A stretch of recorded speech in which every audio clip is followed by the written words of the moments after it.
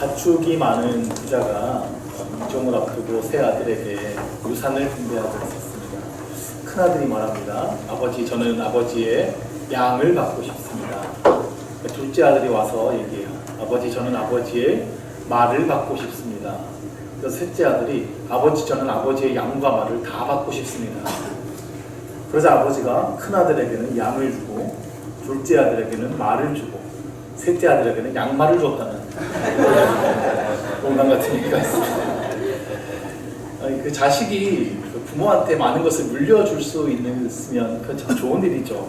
근데 많은 유산을 물려줬다고 자식들이 다 잘 되는 건 아닌 것 같습니다.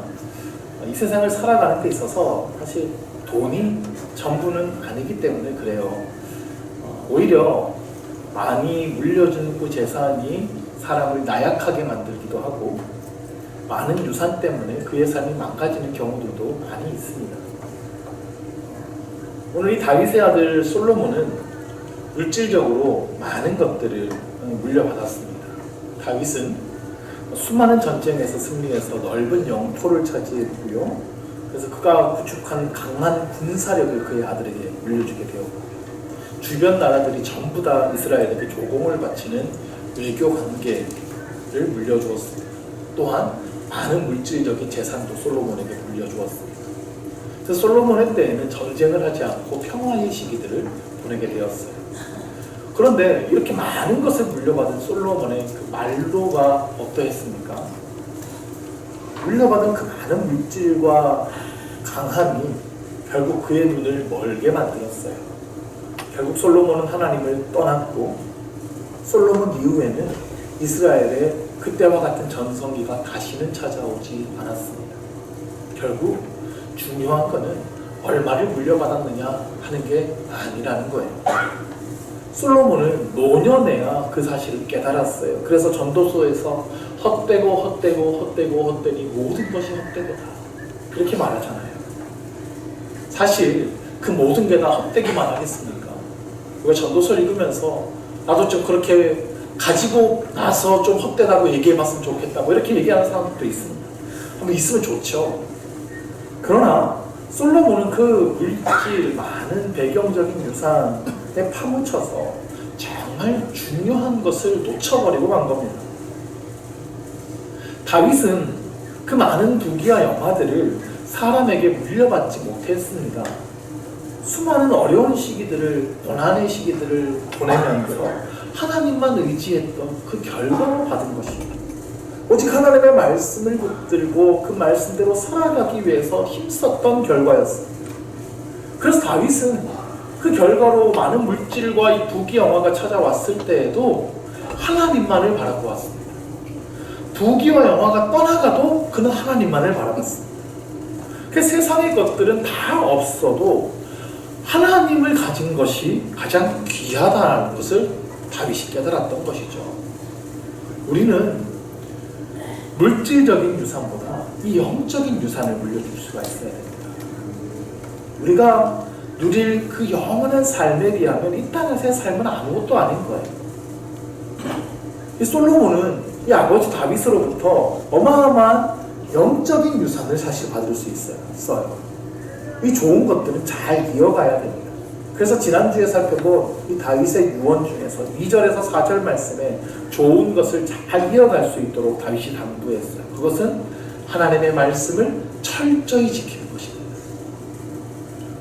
그런데 다윗이 솔로몬에게 물려준 것들 중에 부정적인 유산들도 있었습니다.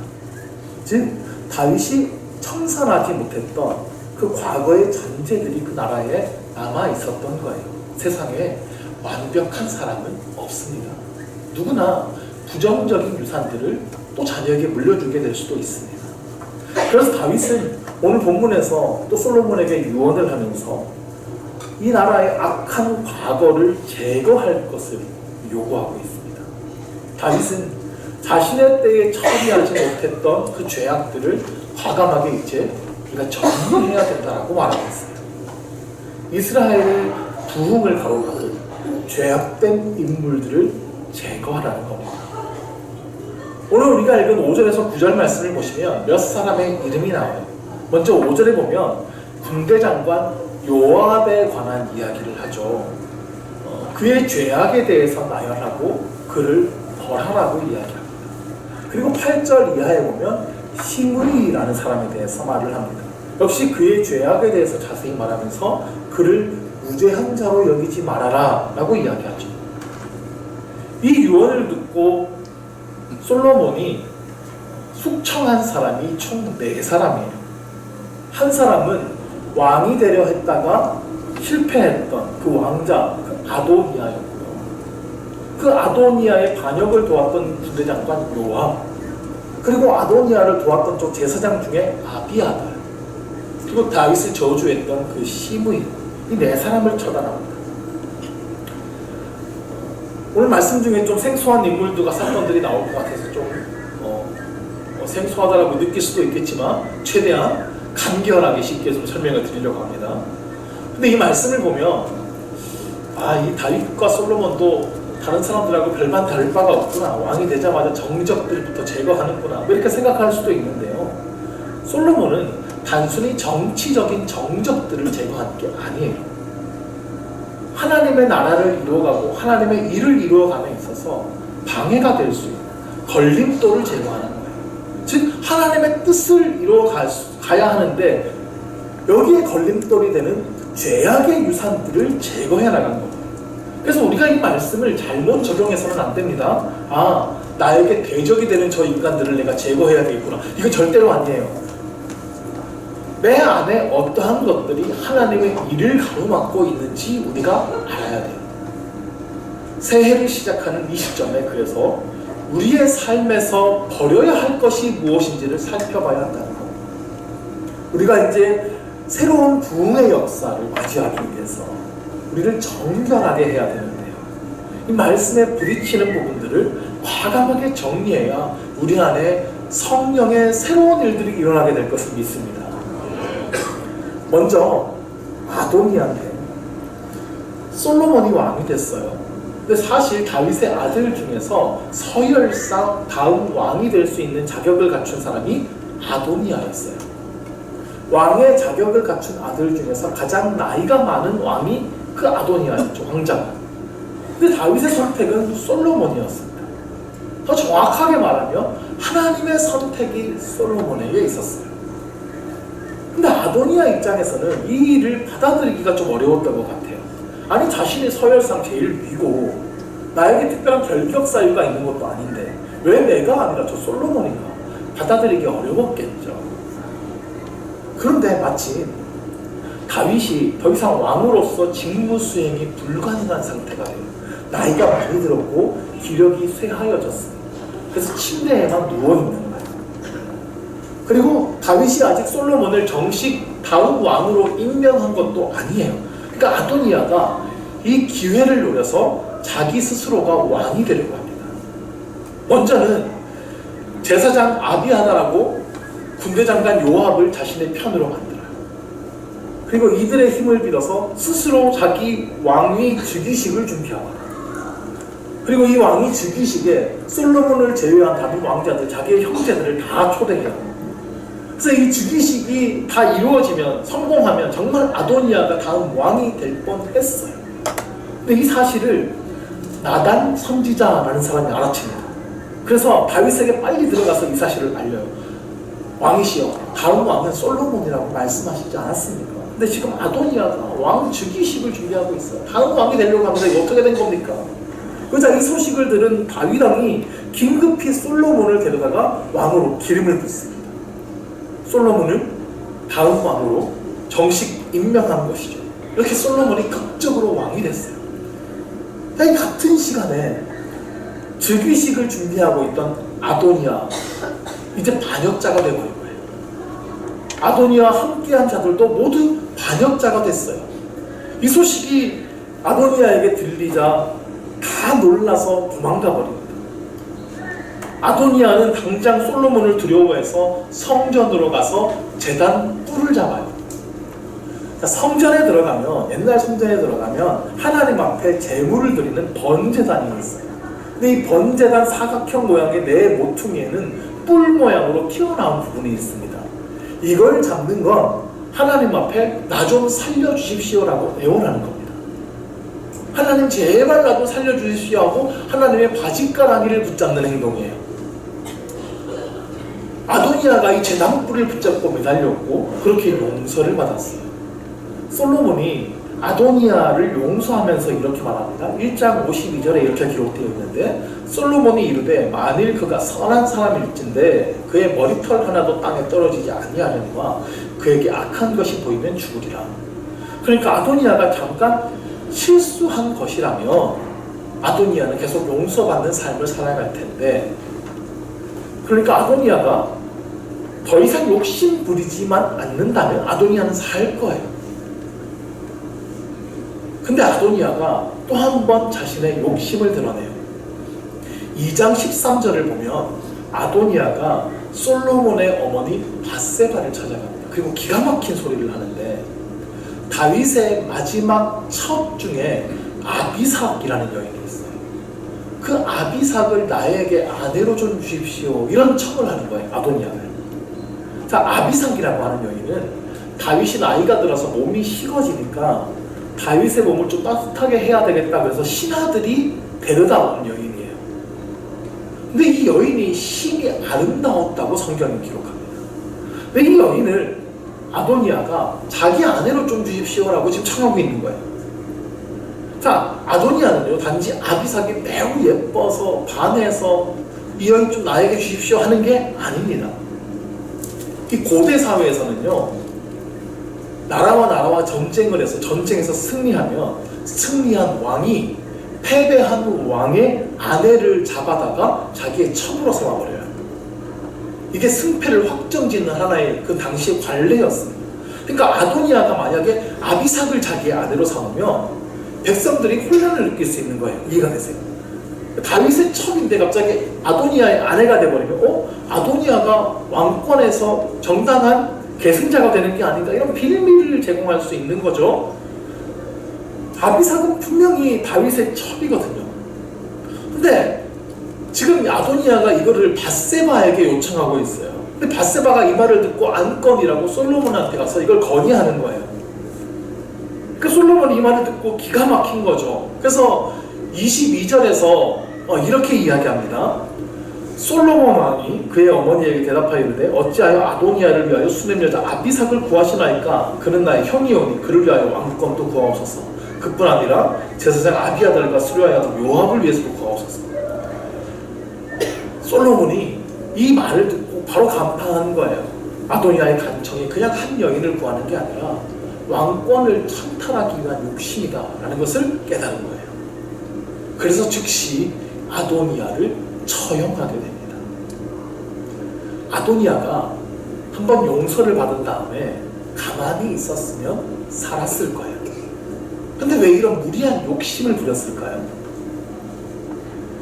2장 15절 말씀을 보면 아도니아가 그 밧세바에게 청을 하면서 이런 말을 해요. 15절인데 같이 한번 읽을까요? 그가 이르되 당신도 아시는 바이거니와 이 왕위는 내 것이었고 온 이스라엘은 다 얼굴을 내게로 향하여 왕으로 삼으려 하였는데 그 왕권이 돌아가 내 아우의 것이 되었음은 여호와께로. 아멘. 자, 아도니아의 말이에요. 아도니아 지금 뭐라고 얘기해요? 원래는 내가 왕이 되었어야 된다 라고 말해요. 근데 여호와께로 말미암아 하나님 때문에 자기가 왕이 되지 못했다는 거예요. 그러니까 이 말이 하나님의 뜻을 받아들이는 것 같으면서도 사실은 내가 왕이 되었어야 하는데 이 욕심이 여기서 묻어나는 겁니다. 그래서 다시 아비삭을 통해서 그 기회를 노리려고 지금 하는 거죠. 왕위에 대한 욕심을 여전히 버리지 못하는 모습이 이 말에서 다 드러나는 겁니다. 욕심이 문제예요. 욕심이 잉태해서 죄를 낳습니다. 죄가 장성해서 사망을 낳는다 그랬어요. 아도니아는 이 마음의 욕심을 버리지 못했어요. 결국 그 욕심에 이끌려서 붙잡힌 바 되어서 사망의 길로 가게 된 것입니다.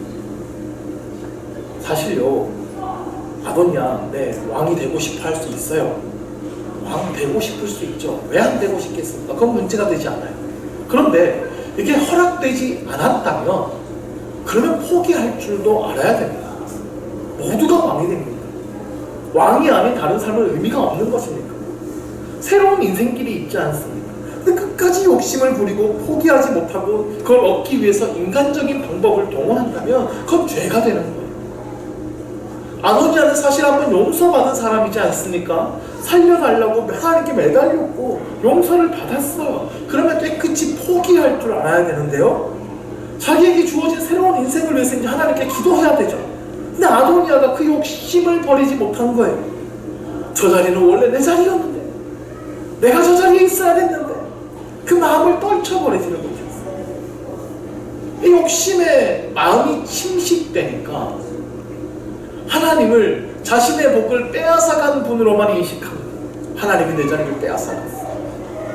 그러니까 하나님의 용서해 주신 은혜가 보이지 않는 거예요.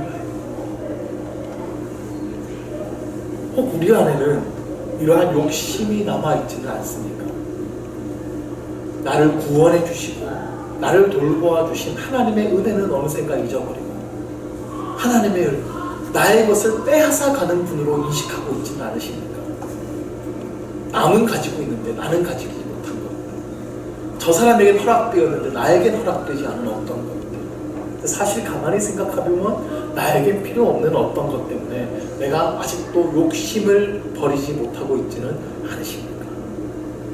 그래서 어느새 하나님의 은혜는 잊혀지고 불만만 남아있지는 않으십니까? 새해에 이 마음의 욕심을 다스리시기를 바랍니다. 이 욕심을 떨쳐내야 하나님의 은혜가 보이는 거예요.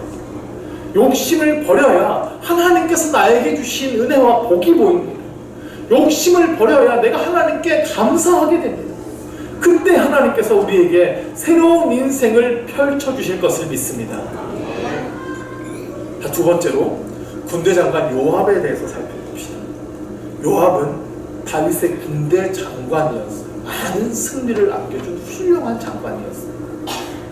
그런데 오늘 본문에서 다윗이 요압이 두 가지 잘못을 했는데 이것이 아주 심각한 잘못이라고 이야기를 합니다. 하나는 요압이 아브넬을 죽인 것에 대해서 지적하고 있어요. 자, 아브넬은 원래 사울 왕 쪽의 장군이었습니다. 근데 사울 왕이 죽고 나서 다윗이 왕이 되니까 이 아브넬이 사울의 아들 중에 이스보셋을 다음 왕으로 내세워서 다윗과 싸우기 시작합니다. 근데 이 아브넬하고 이스보셋 사이에 갈등이 생겨요. 아브넬 장군이 자기가 세운 이스보셋 왕을 자기 마음대로 막 주무르려고 한 거예요. 근데 뜻대로 안 되니까 아브넬이 이제 다윗한테 와가지고 우리 그냥 하나로 합칩시다 이렇게 한 거예요. 그러니까 아브넬이 결국 자신의 권력을 위해서 이리 붙었다 저리 붙었다 하는 그러한 사람인 건데요, 다윗이 아브넬이 그런 사람인 거를 그냥 크게 상관하지 않습니다. 그것보다 지금 분열되어 있는 이스라엘이 하나로 연합하는 것이 더 귀한 일이다 라고 다윗이 판단했어요. 그래서 아브넬을 받아줍니다. 근데 요압이 아브넬이 마음에 들지 않는 거예요. 그래서 아브넬을 방심하게 하고 죽여버립니다. 두 가지 이유가 있는데요, 이전에 전쟁에서 아브넬이 자기 동생을 죽인 원수기 때문에 그렇습니다. 이 아브넬이 요압의 동생을 전쟁 중에 죽였어요. 그게 전쟁 중에 적군으로 만나서 벌어진 그런 일이었어요. 그래서 내 동생을 죽인 원수 널 용서할 수 없다 뭐 이런 건데요, 또 하나의 이유가 있는데 아브넬이 오면 자기의 자리가 위태할까봐 그것도 걱정한 거예요. 요압이 장군이에요. 근데 아브넬이라는 장군이 또 받아주면 나라의 연합을 위해서 자기 장군 자리, 권력, 군사 통치력을 나눠줘야 된단 말이에요. 그러니까 요압은 그게 싫은 거예요. 그래서 화해하러 온 아브넬을 속여서 방심한 사이에 칼로 죽여버리는 거죠. 요압은 비슷한 행동을 하나 더 하는데요, 다윗의 아들 압살롬이 다윗에게 반역했을 때입니다. 그 압살롬을 도왔던 아마사라는 장군이 있어요. 근데 이 아마사라는 장군도 다윗에게 와서 항복합니다. 근데 요압이 이때에도 아마사가 다윗의 편에 서면 또 자기 자리가 흔들릴 거를 염려해요. 그래서 그에게 인사하는 척하면서 가서 죽여버립니다. 그러니까 요압이 다윗에게 굉장히 충성스러운 장군이었지만 자기의 자리, 나라의 군대 장관이라는 권력을 유지하기 위해서는 야비한 짓도 서슴지 않는 사람이었던 거예요. 내 자리를 누가 넘어? 나라의 장군 자리는 납줍니다. 다른 사람이 들어오는 걸 허락치 못하는 거죠. 다윗이 이러한 요압의 죄를 징계하지 못했어요. 어쨌거나 요압은 다윗을 위해서 충성했던 장군이고요. 요압만한 군대 장관이 없었기 때문에 그래요. 그런데 다윗이 분명히 아는 거예요. 이 요압의 이 권력 욕이 분명히 하나님의 일에 방해가 될 것이다 라는 것을 알고 있었어요. 그래서 우리가 오늘 읽은 말씀에서 솔로몬에게 반드시 이 요압의 죄를 징계해야 된다라고 말합니다. 솔로몬이 아무런 이유도 없이 요압을 징계할 수는 없잖아요. 근데 요압이 결국 또 사고를 치는 거예요. 아까 봤듯이 아도니아를 왕으로 세우는 일에 요압이 참여한 겁니다. 자, 아도니아가 채용됐다는 소식을 요압이 들었어요. 그러자 요압이 위기의식을 느끼고 성전에 달려가 그도 성전 재단불을 잡습니다. 근데 솔로몬은 사람을 보내서 요압을 처형하게 합니다. 아니, 아까 아도니아는 성전불 잡고 용서됐는데 왜 요압은 성전불을 잡았는데도 죽임당했을까요? 말씀에 고의로 살인한 자는 성전불을 잡아도 용서되지 않는다라고 되어 있기 때문에 그래요. 율법을 따라 처리한 거예요. 솔로몬은 32절 말씀에서 요압을 처형하면서 이렇게 말합니다. 여호와께서 요압의 피를 그의 머리로 돌려보내실 것은 그가 자기보다 의롭고 선한 두 사람을 쳤기 때문입니다. 이 살인죄가 적용된 겁니다. 자, 세상의 논리는요, 남을 밟고 내가 일어서야 돼요. 남을 쓰러뜨려야 내가 살아남을 수 있는 거죠. 이 무한 경쟁의 시대이기 때문에 그렇습니다. 그래서 세상에서는 서로 헐뜯고 싸우고 시기하고 질투하고 남을 까내리고 이렇게 바쁩니다. 그런데 하나님의 나라는 그렇지 않아요. 서로를 세워주고 섬기고 높여주어야 되는 겁니다. 내가 희생하고 그래서 하나 되기 위해서 힘쓸 때에 하나님의 역사가 일어나는 겁니다. 그러므로 교회 안에서는요, 서로를 헛들고 시기하고 질투하면서 내 자리를 지키기 위해 힘쓰는 것은 사라져야 됩니다. 특별히 교회 안에서는요, 굴러온 돌이 박힌 돌을 빼내는 것에 대해서 반대해야 됩니다. 어디 내가 여기에 박혀 있었는데 굴러온 돌 어디서 굴러먹던 이래서는 안 되는 거예요. 다른 사람이 내가 오랫동안 차지하고 있던 그 자리를 차지하게 될 수 있어요. 내가 오랫동안 해오던 일들을 다른 사람이 와서 더 잘할 수도 있어요. 교회 안에서 내가 원래 중심이었는데 어느덧 다른 사람에게 그 중심이 옮겨가게 될 수도 있습니다. 근데 그때에 세상의 논리처럼 시기하고 질투해서는 안 된다는 겁니다. 어디 내 자리를 치고 들어와, 이거 내 건데 하면서 내쳐서는 안 된다는 거예요. 오히려 그를 세워주고 높여주어야 된다는 겁니다. 예수님께서는 너희 중에 큰 자는 너희를 섬기는 자가 되어야 하리라. 누구든지 자기를 높이는 자는 낮아지고 누구든지 자기를 낮추는 자는 높아지리라. 이렇게 말씀하셨습니다. 하나님 나라에서의 큰 자는 다른 사람을 섬기는 사람입니다. 내가 높임 받으려고 애쓰는 사람이 아니라 다른 사람을 세워줄 줄 아는 사람입니다. 그렇게 자기 자리를 지키려고 하고 인정받으려고 하고 칭찬받고 싶어하는 마음, 누구에게나 있을 수 있어요. 그런데 그렇게 해가지고 내 자리를 지켜낸다고 내가 행복해지는 건 아니더라고요. 내가 교회 안에서 내 자리를 지킨다고 하나님의 은혜가 나한테 오는 건 아니더라고. 남을 위해 자기 자리를 내어줄 줄 아는 사람, 다른 사람을 세워주고 인정해줄 줄 아는 사람, 양보해줄 줄 아는 사람이 정말 위대한 인격을 가진 사람, 예수님을 닮은 사람인 겁니다. 이런 사람이 정말 칭찬과 존경을 받아요. 그리고 하나님의 은혜도 이러한 사람에게 충만하게 임한다는 것입니다. 이 욕심을 버릴 수 있기를 바랍니다. 우리 안에 있는 시기와 질투를 버리고 다른 사람을 섬기고 세워줄 때에 하나님의 역사가 우리 교회 가운데 충만하게 임하게 될 것을 믿습니다. 자, 세 번째로는 제사장 아비아달이에요. 자, 솔로몬은 제사장 아비아달이 아도니아의 편에 섰다고 그를 처형하지는 않았습니다. 제사장에게 함부로 손을 대지는 않았어요. 대신에 솔로몬은 아비아달을 파면합니다. 그래서 왕의 제사장직을 하지 못하게 하고 고향으로 돌려보내죠. 두 가지 이유가 있는데요. 하나는 아비아달이 제사장답지 못한 사람이었기 때문에. 제사장은요, 정치 권력과 거리가 멀어야 돼요. 이스라엘의 어려운 자들, 낮은 자들, 죄인들을 위해서 하나님 앞에 기도해야 되는 사람이고, 왕이 자기 편이든 아니든 왕이 죄를 지으면 가가지고 정확하게 그건 하나님의 뜻이 아니라고 지적할 줄 아는 사람이에요. 근데 아비아달은 이 아도니아하고 손을 잡고 그를 왕으로 세우려고 했어요. 왜 그랬겠습니까? 그 정치 권력과 손을 잡고 자기의 대제사장 자리를 유지하려고 한 거예요. 제사장은 누가 왕이 되든지 그는 하나님의 편에 서 있어야 되는 사람이고 나라를 위해 기도해야 되는 사람이에요. 근데 아비아달은 강한 자의 편, 그 다음 권력이 옮겨갈 그 라인이 어딘가 거기에 서가지고 그 자기 자리나 유지하려고 한 것이죠. 제사장으로 합당하지 않다는 겁니다. 다른 하나의 이유는 제사장 엘리의 집에 대한 저주가 응함이라고 말씀하고 있어요. 27절에 보면 아비아달을 쫓아내어 여호와의 제사장 직분을 파면하니 여호와께서 실로에서 엘리의 집에 대하여 하신 말씀을 응하게 함이었더라. 우리 엘리 제사장 아시나요? 사무엘이 태어날 때 있었던 제사장이죠. 타락한 제사장의 전형적인 모습입니다.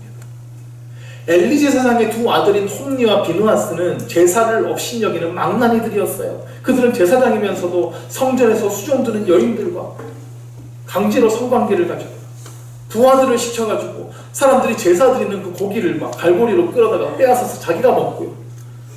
근데 이것이 단지 엘리 제사장의 아들만의 죄악이 아니었어요. 엘리 제사장의 영적인 눈이 어두워졌기 때문에. 제사장의 눈이 왜 어두워졌습니까? 하나님을 보지 아니하고 그 제사장이 주는 권력과 영화와 부귀와 세상의 것들에 눈이 멀었기 때문입니다.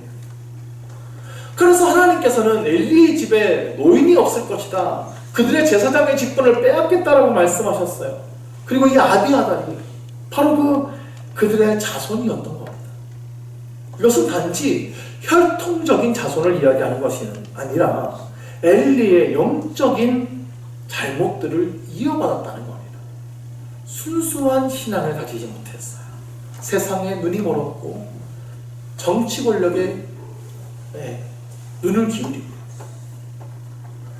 교회의 2000년의 역사 중에서요, 교회가 정치 권력을 갖게 된 경우가 여러 번 있었어요. 근데 역사상 단 한 번도 교회가 정치 권력을 잡아서 하나님의 나라가 이루어진 적이 없습니다. 그러한 정치적인 행동으로 신앙이 지켜진 적이 없어요. 오히려 교회가 권력을 잡으면 신앙이 타락하고 무너지고 말았어요. 교회가 권력을 가지면 그 나라에 하나님의 뜻이 그대로 이루어지지 않겠는가 생각한 때도 있었어요. 단 한 번도 그런 일이 없더라는 거예요. 하나님의 나라는 오직 복음으로 세워지더라는 겁니다. 전도에 미련한 것으로 세워지더라는 겁니다. 순수하게 말씀을 붙들고 그 말씀을 지켜 살아내기 위해서 힘쓰고 어떠한 시련과 어려움이 와도 그 믿음을 지키기 위해서 자기의 생명도 아끼지 아니하고 그 복음을 전하기 위해서 밤낮없이 애쓰면서 세상의 빛과 소금이 되어서 세상을 섬길 바로 그때에 교회는 비록 아무런 힘이 없었지만 세상에 엄청난 영향력을 발휘하더라는 겁니다. 우리는 지금 그 순수한 신앙을 회복해야 됩니다. 사도행전 1장을 보면 부활하신 예수님께서 제자들을 만나서 그때 제자들이 예수님께 묻습니다. 주께서 이스라엘 나라를 회복하신 이때입니까? 주님, 이스라엘이 이제 독립이 오는 겁니까? 예수님께서 왕이 되셔서 저 로마 군대를 무찌르시고 우리 이제 강한 나라를 세우시는 겁니까? 이런 말이에요. 근데 예수님의 대답은 그렇지 않았죠. 때와 시기는 너희가 알 바 아니요. 그러니까 너희는 그런 것에 관심 두지 말아라. 그리고 하신 유명한 말씀이 사도행전 1장 8절에 오직 성령이 너희에게 임하시면 너희가 권능을 받고 예루살렘과 온 유대와 사마리아와 땅 끝까지 이르러 내 증인이 되리라.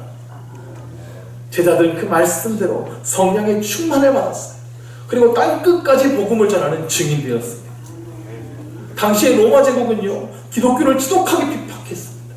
예수를 믿는다 그러면 잡아가고 차별하고 못살게 굴고요. 심지어 네로 황제는 로마 대화제의 범인으로 기독교인들을 몰아가지고요, 억울하게 잡혀가고 죽임을 당하고 화형당하고. 근데 기독교가 이러한 핍박을 나라로부터 당하는데 기독교인들이 단 한 번도 거기서 시위를 하고 저항하고 세력을 만들고 이러지 않았어요. 다만 순수한 신앙을 지켜나가며 복음만 전하기에 힘썼어요. 기도에 힘쓰면서 말씀대로 살아가기에 힘쓰면서 다시 오실 예수님을 바라고 천국을 소망하면서 인내하는 거예요. 결국 로마가 기독교를 국교로 인정해버립니다. 복음 앞에 그 제국이 무너진 것이죠. 지금 우리에게도 마찬가지입니다. 세상에 지나친 관심을 두지 마십시오. 우리에게 필요한 것은 오직 성령의 충만입니다. 이 나라가 하나님의 나라가 되기 위해서는 세상의 다른 것이 아니라 오직 우리는 말씀과 기도에 힘써야 되는 거예요. 이 복음을 세상에 전하기 위해 힘써야 되는 것입니다. 이 교회가 빛과 소금의 역할을 할 때에 바닥에 떨어진 이 교회의 명예, 더럽혀진 하나님의 이름이 회복될 것을 믿습니다. 마지막으로 시므이에 대한 사람에 대해서 살펴봅시다. 자, 시므이는 사울 왕과 같은 베냐민 지파고요, 사울파의 대표적인 사람이었어요. 그는 이스라엘의 왕이 된 다윗을 아주 못마땅하게 생각하던 사람이었어요. 근데 다윗이 압살롬에게 반역을 당해서 쫓겨 도망가니까 그 쫓겨 도망가는 길을 따라가면서 계속 다윗을 저주합니다. 원래 이스라엘에서는 왕을 저주하면 죽임당하게 되어 있습니다. 근데 다윗의 신하들이 그래서 시므이를 단칸에 죽일까요? 막 이렇게 얘기하는데 다윗은 그러지 말라고 얘기합니다. 하나님께서 지금 시므이를 통해서 나에게 하나님의 말씀을 하시는 것이다. 그 죄인의 심정으로 내가 그 욕을 듣는 것이 마땅하다라고 다윗이 생각했어요. 시므이를 용서합니다. 근데 다윗은 이 시므이가 계속해서 솔로몬을 어렵게 할 수 있는 사람이라고 생각했어요. 왜냐하면 철저하게 사울파였기 때문에 이스라엘에서 파벌을 조장할 수 있는 사람이다라고 생각한 겁니다. 그래서 솔로몬은 시므이를 불러서 그의 활동 범위를 제한합니다. 그 예루살렘에만 있어라. 예루살렘에서만 집을 짓고 얼마든지 살 수 있는데 예루살렘 밖에 있는 그 기드론 시내는 절대 건너지 말아라. 그거 벗어나면 넌 죽는 거다. 그래서 시므이가 네, 그렇게 하겠습니다라고 약속을 했어요. 3년 동안 시므이가 솔로몬과 한 그 약속을 잘 지킵니다. 3년이 지난 어느 시점에 시므이의 집에 있는 두 종이 도망가는 사건이 벌어져요. 그래서 블레셋 가드라는 곳으로 도망을 치는데요, 시므이가 이들을 잡아오기 위해서 기드론 시내를 건너고 옵니다. 당시에는 종이 잘못해서 도망가면 잡아와서 처벌하는 게 관례였어요. 시므이는 종들이 분명하게 나에게 잘못했으니까 그들을 잡아와야 된다라고 생각을 한 거예요. 근데 솔로몬과 한 그 약속을 어기고 만 거예요. 기드론 시내를 건너지 말아야 된다는 거예요. 시므이가 기억해야 됐던 것이 있습니다. 도망친 종들이 물론 잘못했지만 더 심각한 것은 자기가 왕에게 했던 잘못이에요. 시므이는 그 잘못을 용서받은 사람입니다. 그러면 종들의 잘못도 용서해 줄 수 있어야 돼요. 그런데 그들을 용서하지 못했고 솔로몬과 한 언약을 깨트린 것이죠. 예수님께서는 비유로 이런 말씀을 하셨습니다. 어떤 신하가 왕에게 1만 달란트의 빚을 탕감받아, 이거 도저히 갚을 수 없는 빚인데 그냥 모두 탕감받았어요. 근데 그 신하가 탕감받고 돌아가는 길에 자기에게 100데나리온 빚진 사람을 만납니다. 그 사람을 만나자마자 당장 내 돈 갚으라고 윽박지를 줘. 갚지 못하니까 용서하지 않고 그를 감옥에 가둬버립니다. 1만 달란트 탕감해준 왕이 이 소식을 듣고 어떻게 하겠습니까? 진노하면서 그 사람을 다시 감옥에 가두게 되죠. 나는 너의 빚을 탕감해 줬는데 너는 왜 탕감해 주지 못했냐는 것이죠. 하나님의 용서를 받았다는 것을 확신한 사람의 특징은 다른 사람의 허물에 대해서 관대하다는 겁니다. 나는 하나님 앞에서 큰 죄를 용서받은 사람이라는 것을 잊지 않으면서 다른 사람을 용서하는 삶을 살아간다는 거예요. 여러분에게 큰 잘못을 한 사람이 있으십니까? 우리는 하나님 앞에 큰 잘못을 용서받은 사람임을 기억하시기 바랍니다. 하나님 분명히 말씀하실 거예요. 나는 너의 죽을 죄를 용서해 주옵니다. 너는 왜 다른 사람의 그 죄를 용서해 주지 못하느냐? 우리는 하나님께서 우리에게 용서를 베풀어 주신 것처럼 우리도 그들을 용서해야 되는 거예요. 우리의 용서를 통해 예수님의 사랑이 그들에게 전해질 것입니다. 또한 그와의 관계가 온전히 회복될 것입니다. 하나님의 용서를 실천하는 그에게는 하나님의 더 큰 은혜와 용서가 그에게 임하게 될 것을 믿습니다. 오늘 말씀을 정리합시다.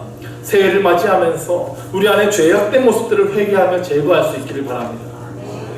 우리 안에 있는 쓸데없는 욕심, 놓지 못하는 욕심을 버리고 하나님이 나에게 주신 은혜를 바라볼 수 있기를 바랍니다. 우리 안에 있는 시기와 질투를 버리고 남을 세워주고 하나 되기 위해 힘쓸 수 있기를 바랍니다. 순수하지 못했던 신앙을 버리고 다시 뜨거운 신앙을 회복할 수 있기를 바랍니다. 하나님께서 우리에게 베푸신 그 용서를 다른 사람에게 실천할 수 있는 우리가 되기를 원합니다. 그때 하나님께서 우리 교회를 다시 부흥케 하시고 우리의 가정과 교회와 이 나라에 은혜와 복의 복을 더하여 주실 것을 믿습니다. 찬양하며 기도할 때에 언제나 내 모습 너무나 부끄러워 주님 앞에 용서를 구하며 우리를 새롭게 하여 주옵소서. 기도하며 찬양합시다.